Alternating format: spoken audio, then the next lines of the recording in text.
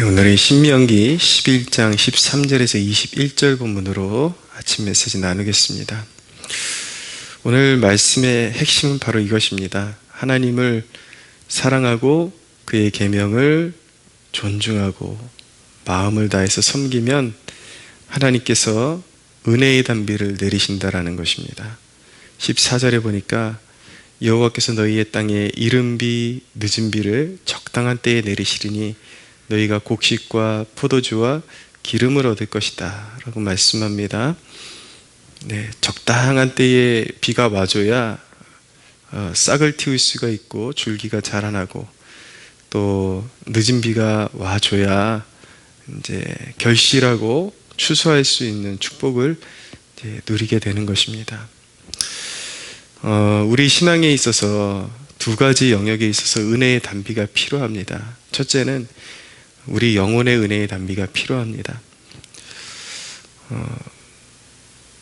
우리가 하나님과 동행하는 삶에 있어서 필요한 믿음은 하나님께서는 때를 따라서 은혜의 단비를 내리신다라는 것입니다. 바로 하나님의 임재를 이야기하는 것인데요. 하나님의 자녀들에게는 하나님의 임재의 축복이 보장되어 있습니다. 저는 아주 지금 실질적인 그런 하나님의 임재 체험을 말씀드리고 있는 것인데,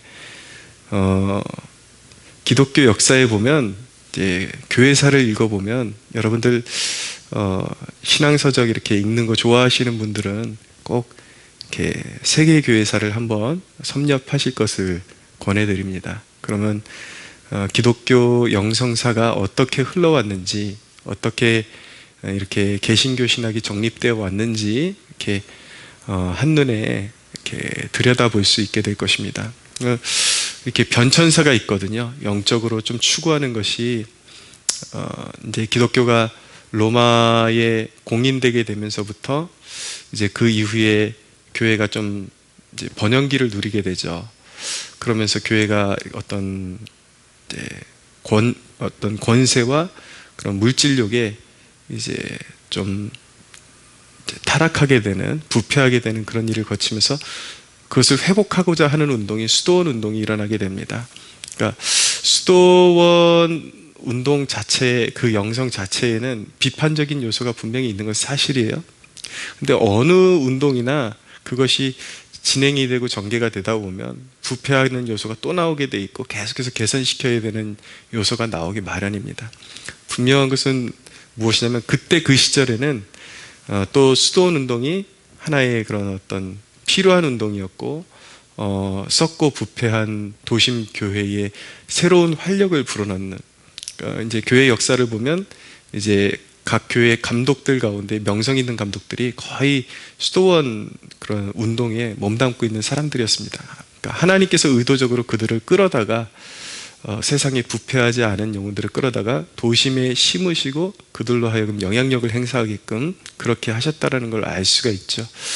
그렇게 해서 이제 또 수도원 운동도 부패하고 또 캐톨릭 영성도 부패하게 되면서 이제 종교개혁까지 이르게 되고, 거기서 이제 사실은 종교개혁도 또 거기서도 여러 분파로 또 나눠지게 됩니다. 물론 우리가 종교개혁의 정신을 이렇게 정리하자면 이제 딱 핵심적인 몇 가지로 오직 믿음, 오직 은혜, 오직 성경, 이렇게 정리될 수 있겠지만 그 안에서도 또 막 이렇게 분파가 나눠지는데, 분명한 것은 그 모든 그 스타일이나 추구하는 신학의 방향성이 조금씩 다름에도 불구하고 그 어떤 신학의 정점에 이르렀던 사람들이 한결같이, 근데 뭐 스타일이 조금씩 다를 수는 있지만 그들이 한결같이 추구했던 그런 꼭지점이 있습니다. 그것이 무엇이냐면 바로 하나님의 임재를 추구하는 것이었다라는 것입니다. 그러니까 모든 기독교 영성사에서 이 어떤 신학적인 추구가 조금씩 다름에도 불구하고 그 모든 신앙의 정점을 찍었던 사람들이 한결같이 만나는 지점이 바로 하나님의 임재를 충만하게 누리면서 살아왔다라는 것입니다. 그것을 추구하면서 만약에 제가 지금 설명드리는 것이 생소하게 느껴지시는 분명히 예수 그리스도가 나의 구주이신데 그것을 믿고 있음에도 불구하고 하나님의 실제적인 임재에 대해서 생소하다라고 생각되시는 분들은 아직 그 부분에 대해서 체험이 안 되고 있는 것입니다. 그래서 어떻게 해야 되는가? 기독교는 복음은 모든 것이 믿음으로 이루어지는 것입니다. 갈라디아서의 말씀대로 너희가 성령을 받은 것이 행함이 아니라 듣고 그 믿음을 통해서 얻어진 것이다. 그렇게 말씀하고 있거든요. 그러니까 나의 자격, 나는 저 사람들과 어떤 영적인 갭이 너무나도 크기 때문에 나는 그런 걸 체험하지 못하는 것이다. 그렇게 믿기 시작하면 평생 경험하지 못합니다. 그러나 그런 자격이 아니라 분명히 하나님께서 자녀들에게 임재를 나타내시겠다라는 그런 특권을 약속으로 주고 계시기 때문에 하나님의 영으로 인도함을 받는 사람이 곧 하나님의 아들이거든요. 여러분들 모두에게 주어진 약속이라는 것을 믿고 성령의 임재가 있다라는 것, 하나님의 임재하심이 있다라는 걸 믿는 것입니다. 믿고 그것을 추구하고 나에게도 하나님을 나타내소서. 만약에 여러분이 예수 그리스도를 구주로 믿는 믿음이 있는데 임재의식이 전혀 없다. 저는 지금 굉장히 실제적인 임재를 말씀드리는 것입니다. 하나님께서 주기적으로 우리 10년 가운데 우리 위에 임하시는 그 임재를 나타내시는데 그것은 우리의 오감으로 느낄 수 있는 것으로 나타나요. 그러니까 우리가 인격과 인격이 마주할 때 그 사람을 느낄 수 있는 것처럼 하나님이 우리에게 오신다고요. 그래서 실제적인 느낌으로 느끼고 그분과 사귐과 교제를 나눌 수 있는 그런 임재의 세계로 들어가게 되는데 그것을 사모하시고 그 임재가 왜 중요한가? 그 임재가 그것을 이제 성경이 바로 은혜의 단비로 비유하고 있는 것인데 이른 비와 늦은 비처럼 우리의 신앙의 절기에 계절에 딱 맞게 그 시즌에 임하셔서 우리의 굳은 마음을 적셔주십니다. 그래서 뭔가 불안해하면서 굳어졌던 마음, 의심하면서 굳어졌던 마음, 또 이렇게 혈기에 이렇게 굳어졌던 마음들을 녹이고 더러운 것들을 씻겨내려 가게 하시고 회개에 이르게 하시고 그 임재를 통해서 결국은 우리를 인내하게 하시고 한 걸음 더 온유하게 하시고 이렇게 성화를 이루도록 도우시는 것이 바로 하나님의 임재다라고 말씀드릴 수가 있는 것입니다. 그래서 그 임재가 있어야 우리는 거룩함에 이르게 되고 하나님과의 깊은 교제를 나누면서 살아가는 축복을 누릴 수 있는 것이니까 그 임재를 사모하십시오. 두 번째로 우리에게 육신의 필요에도 은혜의 단비가 필요합니다. 자녀들을 향한 하나님의 공급은 하나님의 약속입니다. 웨스트민스터 신앙고백서 양자됨에 보면 양자된 하나님의 자녀된 백성들에게 분명히 하나님의 공급이 약속되어 있다는 것을 고백하고 있죠. 우리가 물질의 논함에 있어서 알아야 될 것은 무엇이냐면 그것의 숫자에 많고 적음에 큰 의미를 두고 매이지 말라는 것입니다. 하나님께서는 말 그대로 자녀들의 필요를 아시고 모자람 없이 채우십니다. 우리의 필요에 양에 많고 적음이 아니라 우리의 필요에 모자람이 없이 채우신다. 제가 마태복음 6장 21절 이하에 있는 말씀을 좀 읽어드리면 내 보물이 있는 그곳에는 내 마음도 있느니라. 눈은 몸의 등불이니 그러므로 내 눈이 성하면 온몸이 밝을 것이요 눈이 나쁘면 온몸이 어두울 것이니 그러므로 내게 있는 빛이 어두우면 그 어둠이 얼마나 더하겠느냐. 한 사람이 두 주인을 섬길 수 없다. 잘 기억하십시오. 혹 이를 미워하고 저를 사랑하거나 혹 이를 중히 여기고 저를 경영히 비라. 너희가 하나님과 재물을 겸하여 섬기지 못하느니라. 그러므로 내가 너희에게 이르노니 목숨을 위하여 무엇을 먹을까 무엇을 마실까 몸을 위하여 무엇을 입을까 염려하지 말라. 목숨이 음식보다 중하지 아니하며 몸이 의복보다 중하지 아니하냐. 공중의 새를 보라. 심지도 않고 거두지도 않고 창고에 모아들이지도 아니하되 너희 하늘 아버지께서 기르시나니 너희는 이것들보다 귀하지 아니하냐. 너희 중에 누가 염려함으로 그 키를 한 자라도 더할 수 있겠느냐. 또 너희가 어찌 의복을 위하여 염려하느냐. 들의 백합화가 어떻게 자라나는가 생각하여 보라. 수고도 아니하고 기쌈도 아니하느니라. 그러나 내가 너희에게 말하노니 솔로몬의 모든 영광으로도 입은 것이 이 꽃 하나만 같지 못하였느니라. 오늘 있다가 내일 아궁이에 던져지는 들풀도 하나님이 이렇게 입히시거든 하물며 너희일까 보냐. 믿음이 작은 자들아, 그러므로 염려하여 이르기를 무엇을 먹을까, 무엇을 마실까, 무엇을 입을까 하지 말라. 이는 다 이방인들이 구하는 것이라. 너희 하늘 아버지께서 이 모든 것이 너희에게 있어야 할 줄을 아시느니라. 그런즉 너희는 먼저 그의 나라와 그의 의를 구하라. 그리하면 이 모든 것을 너희에게 더하시리라.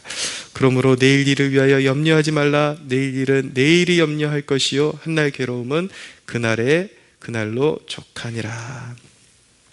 물질의 염려에 잡히게 되면은 눈이 어두워진다라는 말씀을 오늘 제가 읽어드린 말씀 본문 초두에 말씀하고 있는 것입니다. 결국 그렇게 되면 어리석은 욕심에 빠져서 물질을 우상으로 섬기고 어리석은 욕심을 따라가다가 멸망하게 되어 있는 것입니다. 그래서 물질에 대한 욕심이 없어야 우리의 눈이, 영의 눈이 계속해서 맑게 유지가 될 수 있다는 것을 꼭 기억하는 아침이 되기를 원하고, 우리가 그렇게 물질에 매이지 않아도 하나님 아버지께서 우리의 필요를 아시고 적당한 때에 이른 비와 늦은 비처럼 그렇게 공급하신다. 꼭 기억하시기 바랍니다. 우리가 은혜의 단비가 원활하게 제때에 내리는 것을 원한다면 몇 가지를 기억해야 되는데, 첫째는 하나님께로부터 멀어지게 하는 것들을 제거해야 합니다. 하나님께로부터 멀어지는 것은 멸망의 수순입니다. 16절 이하에 보면 너희는 스스로 삼가라. 두렵건대 마음에 미혹하여 돌이켜 다른 신들을 섬기며 그것에게 절함으로 여호와께서 너희에게 진노하사 하늘을 닫아 비를 내리지 아니하여 땅이 소산을 내지 않게 하심으로 너희가 여호와께서 주신 아름다운 땅에서 속히 멸망할까 하노라. 항상 하나님보다 더 사랑하는 그 무엇이 바로 우상이라는 것을 기억하십시오. 두 번째로, 주객이 바뀌어서 선물을 주시는 분보다 선물을 더 아끼고 사랑하게 되는 그런 일들을, 그런 패단을 조심하십시오. 세 번째로, 은혜의 단비를 원한다면 하나님만을 추구하는 그 사모함이 있어야 합니다. 단비는, 하나님께서 내려주시는 은혜의 단비는 하나님의 주권입니다. 그때는 하나님이 정하십니다. 그 양과 그 시기는 하나님이 정하십니다. 그런 의미에서 하나님이 주권이지만, 그러나 많은 경우에 있어서 오해되는 부분이 바로 하나님의 주권인데, 그러면 우리가 아무것도 하지 말아야 되느냐? 그것은 결코 아니라는 것을 알아야 됩니다. 여러분, 이런 원리를 떠올려 보십시오. 열렬히 사모하는 자녀를 떠올려 보십시오. 부모를 사랑하고 부모를 추종하는 그러한 자녀들을 떠올려 보십시오. 더 자주, 평소보다 더 새로운 것들을 주고자 하는 그 부모의 마음, 그것은 하나님이 심어놓으신 영적인 원리인 것입니다. 그런 일반적인 원리 안에도 하나님과 우리의 관계 속에서 하나님이 기뻐하시는 그 원리를 우리의 삶 가운데 심어놓으신 것이죠. 그러니까 우리가 은혜의 단비는 하나님의 주권이지만 그것을 더 사모하고 아버지의 옷자락에 거하기를 원하고 주님의 그 사랑을 더 간절히 원하고 열렬히 원하고 주님의 얼굴 자체를, 주님을 더 추구하는 그 자녀에게 하나님께서는 그렇게 사모하는 자녀에게 하나님의 주권하에 주시지만 그 주시는 간격이나 그리고 그가 평소에 맛보지 못했던 새로운 은혜를 자꾸 맛보게 해주고자 하는 것이 바로 그것이 부모의 마음, 아버지의 마음이다. 바로 우리 영적 아버지의 마음이다 라는 것을 꼭 기억하셔야만 하는 것입니다. 특별히 오늘 말씀 정리하면서 19절에 있는 말씀 우리 마음판에 새기고 말씀을 정리하기 원합니다. 또 그것을 너희 자녀에게 가르치며 집에 앉아있을 때이든지 길을 갈 때이든지 누워있을 때이든지 일어날 때이든지 이 말씀을 강론하라. 그래야 너희의 날과 너희 자녀들의 날이 많아서 하늘이 땅을 덮는 날과 같으리라. 그렇게 축복하고 계신 것입니다. 우리 자녀들에게 이 단순한 원리를 끊임없이 가르쳐야 합니다. 하나님을 기뻐하는 것이 축복이요 떠나는 것이 저주이다. 이 단순한 원리를 끊임없이 마음판에 새겨서 평생에 하나님을 떠나지 않고 하나님의 옷자락에 거할 수 있도록, 그래서 우리의 자녀의 날들까지 장구하게 하나님의 축복을 받아 누리면서 살아가는 것이 바로 하나님의 뜻이다라는 것을 기억하면서 오늘 하루도 이 말씀 안에서 순종하고 승리하는 저와 여러분들 되시기를 예수님의 이름으로 축복합니다.